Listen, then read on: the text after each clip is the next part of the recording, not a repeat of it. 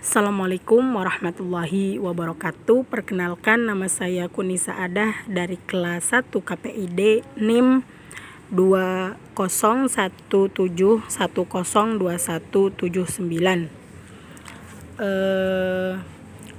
Di sini saya sedikit akan menjelaskan materi tentang sejarah hadis dan sejarah kodifikasi hadis.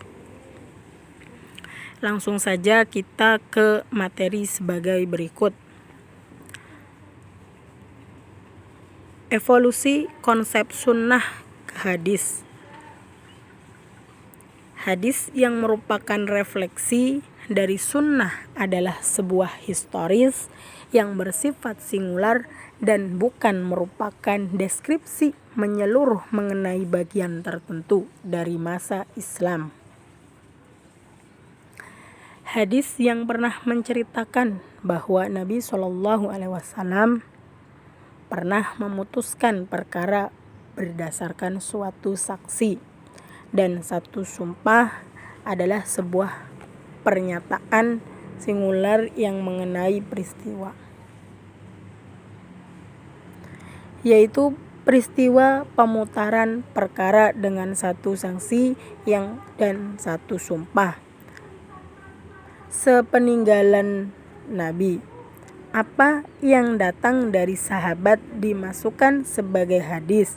Pada perkembangan berikutnya, fatwa yang dikeluarkan tabi'in juga disebut hadis. Dalam ilmu hadis, hadis yang disandarkan kepada Rasulullah, sahabat, dan tabi'in kualifikasinya berbeda. Dalam pemilihan ini, hadis yang bersumber dari Rasulullah disebut hadis marfu, yang bersumber dari sahabat disebut hadis mauquf, dan yang bersumber dari tabi'in disebut maqtu. Sejarah sunnah dan hadis prakodifikasi.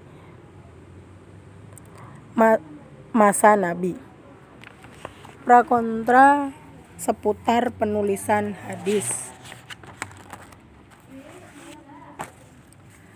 Larangan menulis hadis pada masa Rasulullah. Hadis pada waktu itu umumnya hanya diingat dan dihafal oleh para sahabat dan tidak ditulis seperti di Al-Quran ketika disampaikan oleh Nabi, karena situasi dan kondisi tidak memungkinkan Nabi melarang karena khawatir bercampur antara hadis dan Al-Quran. Diperbolehkannya menulis hadis pada masa Rasulullah. Tanggapan terhadap larangan pencatatan hadis pada masa Rasulullah. Metode Nabi dalam menyampaikan sunnah atau hadis. Metode yang dipakai Rasulullah yaitu tadaruj, markas, al-ta'lim, al-tarbiyah, wa ta'lim al-nisa. Penjagaan hadis, penjagaan Al-Quran pada masa Nabi. Penjagaan hadis, hadis yang diterima oleh sahabat dihafal dan penulisannya. Mereka juga mendengar Al-Quran itu dari mulut Nabi sendiri berkata dalam salat dan khutbah. Cara sahabat menjaga sunnah. Kondisi hadis Rasulullah pada masa sahabat. Hadis yang hanya mengenal dan hanya diketahui oleh sahabat tertentu.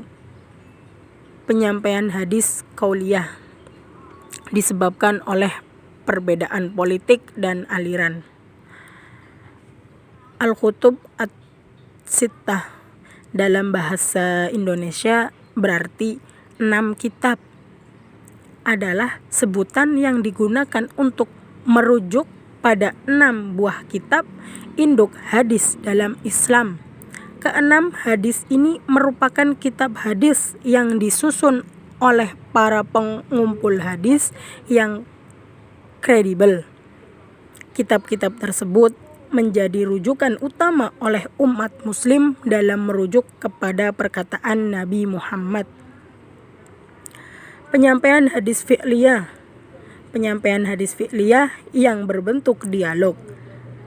Upaya khalifah menjaga hadis. Hadis-hadis dalam penyampaikan hadis.